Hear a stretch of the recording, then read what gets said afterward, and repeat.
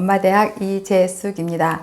오늘은 행복한 삶의 요소 세 번째, 좋은 사람과의 관계에 대해서 이야기를 해보겠습니다.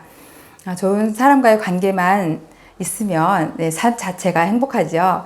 제가 큰아이를 낳고 이렇게 어느 날 문득 쳐다봤는데 만약에 신이 이 아이에게 선물을 준다면 나는 뭘 바랄까? 이런 생각을 해본 적이 있어요. 그때 퍼뜩 떠오르는 생각은 그래, 신이 선물을 한 개 주신다면 이 아이의 건강함을 기원해야겠다 이렇게 생각을 했는데 그럼 두 개를 주신다고 한다면 나는 뭘 바랄까 하는데 갑자기 막 여러 가지 생각이 나는 거예요. 부를 달라고 할까? 미모를 달라고 할까? 똑똑한 머리를 달라 할까? 막 여러 가지 생각을 하다가 얘가 살면서 좋은 사람을 만났으면 좋겠다라는 생각이 들었어요.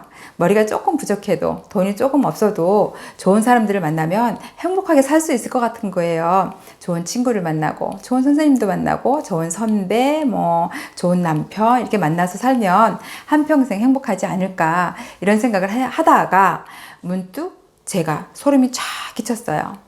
이 아이가 이 세상에 와서 처음 만나는 인간관계가 저인 거예요. 엄마인 저인데 과연 나는 이 아이에게 좋은 엄마로서 존재할 수 있을까? 좀 두렵더라고요.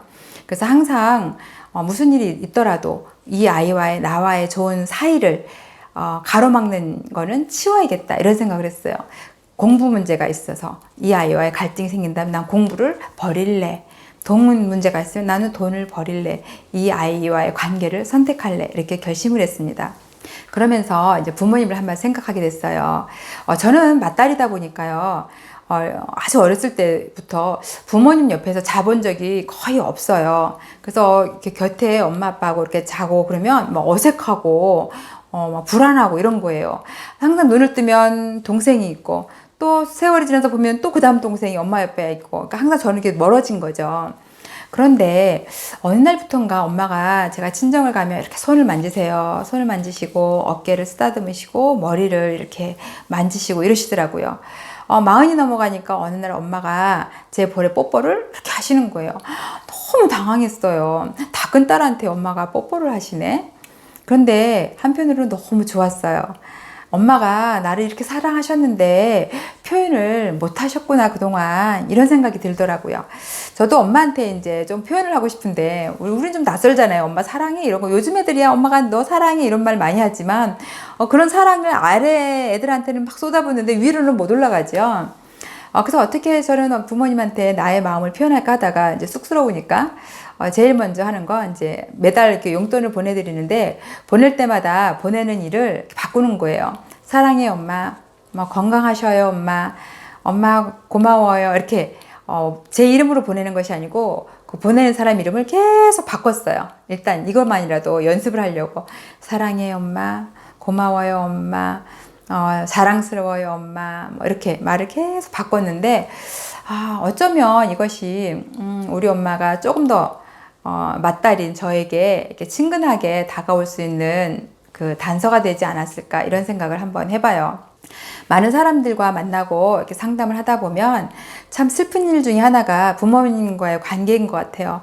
많은 사람들이 부모로부터 상처를 받고 지금도 그래서 원망하고 그래서 그 아픔이 아이와 남편에게 이렇게 파급이 되고 내 일상을 아직도 이렇게 뒤흔드는 거죠. 부모님이 나에게 영향을 끼친 것이 어렸을 때라면 그 몇 년의 세월을 지금도 몇십 년째 영향을 받고 있는 거죠. 이럴 때 부모님과의 관계를 재편성하는 것이 얼마나 중요한가 이런 생각이 들어요. 과거잖아요. 과거는 돌이킬 수 없다고 생각을 하지만 저는 그렇게 생각하지 않아요. 과거는 돌이킬 수 있어요. 과거는 재편성을 하면 돼요. 지금의 내가 과거를 재편성하면 재편성된 과거가 지금의 나와 미래의 나를 변화시킬 수 있다는 것을 저는 경험을 했어요. 하루는 어떤 이제 분이 이런 말씀을 하세요. 우리 엄마가 미국의 힐러리 여사와 동갑인데 도대체 우리 엄마는 뭘 했는지 모르겠어요. 힐러리 여사가 저렇게 많은 걸 이룰 때 우리 엄마는 맨날 밥만 가꾸고 우리만 키웠지 한 게 없어요. 이렇게 얘기를 하는 거예요. 그래서 제가 그런 얘기를 했어요. 미국의 힐러리 여사가 지금까지 이렇게 왔을 때 좋은 일만 했겠어요? 선량한 일만 했겠어요? 그런데 대개 어머님은 텃밭 가꾸고 식물을 키워내고 아이들 먹여내면서 아이들을 키웠잖아요. 어디에 전쟁을 일으키지도 않았고 누군가를 아프게 하지도 않았고 그냥 식물 키우고 애들 키워내신 분인데, 만약에 댁이 신이라면 어떻게 하시겠어요? 누구를 더 내 가까이 앞자리에 앉히고 싶겠어요? 무언가를 크게 이루기 위해서 어딘가에 전쟁을 일으킬 수도 있고 누군가를 다치게 할 수도 있고 어떤 나쁜 짓을 할 수도 있는 사람과 그냥 오롯이 그냥 수줍게 식물을 키우고 내 자식을 오롯이 키워서 세상에 낸 사람하고 누구를 더 내 자리에 앉히고 싶겠느냐. 물론 극단적인 예일 수도 있겠지만 저는 그 얘기를 정말 하고 싶더라고요. 그러니까 그분이 가만히 생각하더니만 나는 우리 엄마가 이렇게 훌륭한 사람인 줄 몰랐어요. 이렇게 얘기를 하더라고요. 그래서 엄마하고 더 친해졌겠죠. 그죠? 예, 분명히 더 친해졌을 거예요. 그래서 어떤 그 엄마에 대한 생각을 조금 이렇게 바꿨으면 좋겠다. 한 분이 그런 얘기를 해요. 자기 시어머니는 옛날에 막 8남매, 10남매 이랬잖아요. 막 10남매를 이렇게 키우고 그러는데 집에 가면 그렇게 집이 지저분하더라는 거예요. 밥상도 너무 안 닦아서 막 때가 찌들었다는 거죠. 그런데 어느 날 시어머님 돌아가시고 나서 이렇게 집 청소를 하다가 문득 그 생각이 들었다는 거예요. 내가 10남매를 키우면 이렇게 키울 수 있었을까? 그 시어머니가 했던 말 중에 하나는 그래도 내가 내 자식 배는 안 골게 했다고 그 말을 하셨다고 그래요. 그 옛날에 뭐가 있었겠어요? 밭 일궈서 열심히 일해가지고 자식 먹이 살리는 것밖에 할 수 있었던 게 없었을 거 아니에요. 그러면 새벽부터 밤까지 얼마나 바빴을 거예요. 그러면서 그 행주 하나 걸레 하나 온전하게 탁탁 하얗게 빨아서 널 새가 없었던 거예요. 문득 그 삶을 그 시대로 돌아가면서 생각을 해보니까 눈물이 그렇게 나더라는 거예요. 그러면서 그전에는 시어머니가 너무 싫고 이랬던 것이 갑자기 가슴이 아파지면서 시어머니가 너무 보고 싶고 시어머니가 얼마나 훌륭하게 삶을 살아내셨는지 그제서야 알겠더라는 거죠. 우리는 지금의 눈으로 그때를 평가할 수 없어요. 그 시대를 안 살아봤으니까. 그리고 그 사람이 안 돼봤으니까. 지금이야 우리가 공부를 하고 좋은 옷 입고 뭐 백화점이니 뭐니 다니고 이러지만 그 옛날엔 좋은 옷도 없었고, 그죠? 예, 배운 지식도 별로 없었고, 그리고 차별대우도 심했고, 그 와중에서 나를 온전히 키워주셨다는 것만으로도 너무 감사한 게 아닌가 이런 생각이 듭니다. 예전에 그 티벳의 사자의 서라는 책을 읽었는데 제가 이제 그 책을 딱 문득 느낀 건 뭐냐면 그 죽은 영혼이 다시 환생을 하기 위해서 이렇게 사람의 자궁을 찾아 들어가는 장면이 나와요. 그걸 읽으면서 문득 그런 생각을 했어요. 어쩌면 이 세상은 내가 그냥 툭 내던져진 것이 아니고 내가 이 세상을 살고 싶어서 나왔을지도 모르겠다. 그래서 이 세상에서 나와서 나도 뭔가를 배우고 지구는 학교라고 그러잖아요. 그래서 내가 여기서 뭔가를 배우고 뭔가를 성취하고 이루기 위해서 나왔는데 이렇게 오는데 나에게 필요한 어떤 깨달음이라던가 아니면 뭔가 가르침을 주기 위해서 내가 이 부모를 선택했을지도 모르겠다. 그렇지 않을까요? 네, 그럴 수도 있잖아요. 어떻게 알아요, 그죠? 그랬는데 내가 선택한 그분들이 나에게 매일 자라는 머리카락을 주시고 매일 자라는 손톱을 주시고 매일 알아서 뛰는 심장을 주시는 거예요. 너무 감사한 일 아니에요? 나한테 뭘 해준 게 있어요? 왜 나를 학대했어요? 왜 나를 때렸어요? 왜 공부를 안 시켰어요? 왜 이렇게 났어요? 왜 나는 이렇게 키가 작아요? 이런 말을 할 새가 있을까요? 이 머리카락 한 올 한 올, 요거 한 올 한 올만이라도 감사함을 붙인다면 몇 날 며칠, 몇 년을 해도 감사함은 끊이지 않을 것 같아요. 그럴 때 이 부모님께 가졌던 원망이나 이런 거를 감사함으로 바꾼다면 나의 지금의 나는 어떨까요? 지금의 나는 너무 괜찮은 사람 아니에요? 내가 저런 부모 밑에서 내가 태어났다고 정말 부모가 부끄러워 이게 아니고 너무 고마우신 분이다. 그 와중에도 나에게 온전한 삶을 주시고 그리고 그 와중에도 나를 이렇게 키워주셨구나. 그 어려운데도 나를 먹이셨구나. 이렇게 생각하면 너무 감사하고 그 감사함 속에 나는 어때요? 그 정도로 나는 소중한 사람이었구나. 그 척박함 속에서도 길러내야만 했던 나는 비록 공부를 못 시켰거나 아니면 못 났거나 아니면 가끔 야단 맞거나 매 맞을 수도 있죠. 그럼에도 불구하고 나는 참 소중한 사람이구나 라고 생각하지 않겠어요? 그러면 나의 미래는 어때요? 괜찮아요.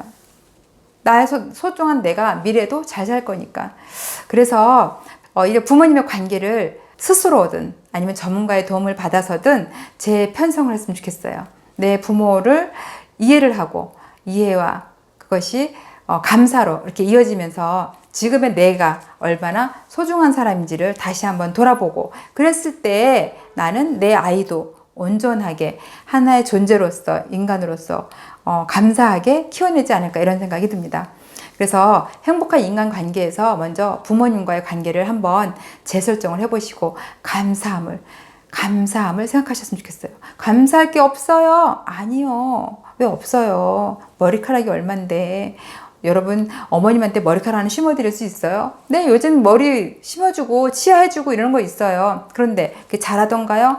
매일매일 자라서 이렇게 자를 수 있고 파마도 할 수 있고 염색도 할 수 있고 이럴 수 있나요?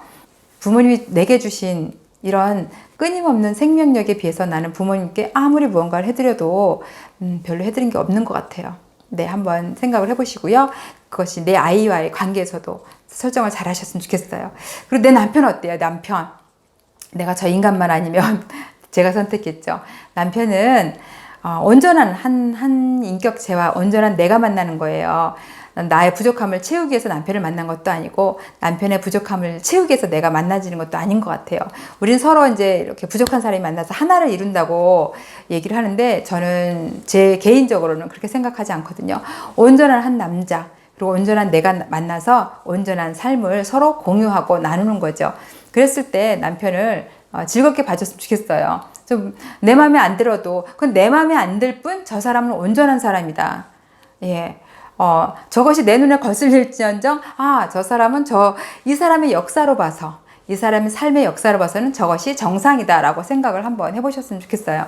부모님이나 자식이나 남편들이 어때요? 가끔 이렇게 불평들도 또 하지요. 예, 화를 낼 때도 있고 짜증을 낼 때도 있어요. 그럴 때 같이 막 짜증을 내거나 화를 내기보단 정보로 받아들이셨으면 좋겠어요. 남편이 이렇게 찌개가 짜 이럴 땐 이 사람은 이걸 짜다고 느끼는구나. 그럼 다음에 좀 싱겁게 해주던가, 아니면 짜면 그냥 내 입맛에 맞으니까 당신은 알아서 해 하던가 뭐 선택을 하면 되죠. 단지 같이 짜증을 낼 필요는 없다. 그냥 정보로 받아들였으면 좋겠다. 우리 애들이 뭐라고 투덜거릴 때도 이거는 얘는 이런 걸 좋아하는구나, 이런 걸 싫어하는구나, 이렇게 정보로 받아들여서 그거를, 정보는 어때요? 많으면 많을수록 내가 다른 문제를 해결할 때 도움이 되죠. 예, 그렇게 활용을 했으면 좋겠어요. 그럼 적어도 우리 부모와 내 아이와 내 남편과의 관계가 비교적 원만하다면, 세상 사는 거 무섭지 않잖아요. 집에서 스트레스 받은 거는 나가서 못 풀어요. 하지만 나가서 세상에서 스트레스 받은 건 집에 오면 어때요? 내 아이와 내 남편과 내 부모로부터 다 위로받고 사랑받으면서 치유가 돼요. 근데 집에서 쌓인 건 아무리 나가서 떠들어도 치유가 잘 안 돼요. 그러니까 내 부모와 내 남편과 내 아이 먼저 이 행복한 인간관계를 이뤄내야겠다라고 결심을 하셨으면 좋겠어요. 그래서 제일 먼저는 부모님께는 감사를 드리고요. 내 아이에게는 내가 좋은 인간관계 1호라는 생각을 가지고 이렇게 좋은 관계를 갖도록 한번 고민을 해보시고, 남편 온전한 사람이다, 이 사람은 온전한 사람이다, 나도 온전한 사람이다. 그 대신 정보가 서로 어긋날 수 있으니 그런 불평은 정보로 받아들여서 우리가 좋은 관계를 맺기 위해서 한번 심혈을 기울여 보자. 잘 안 된다고 얘기를 해요. 사실 상담을 하거나 해보면 잘 안 되기는 해요. 잘 안 돼서 도저히 안 된다고 얘기를 하다가도 어느 시점에 가면, 어느 포인트에 딱 가면 그 점이 딱 만나지더라고요. 만나서 그렇구나. 그래서 그 실타래 끝을 잡고 하나하나 나가다 보니까 이 엉킨 실타래가 풀리더라고요. 그래서 뭐 사이가 좋으신 것도 좋고, 만약에 사이가 좋지 않다면 어떻게 그렇게 내 맘이 내 맘 같지가 않아 하지 마시고 결심을 일단 해보시고 그 정보를 하나를 가지고 실타래처럼 이렇게 풀어나가시면 어떨까요? 좋은 인간관계가 행복한 삶에 가장 중요합니다. 하실 수 있죠? 네, 오늘 여기까지 하겠습니다. 수고하셨습니다.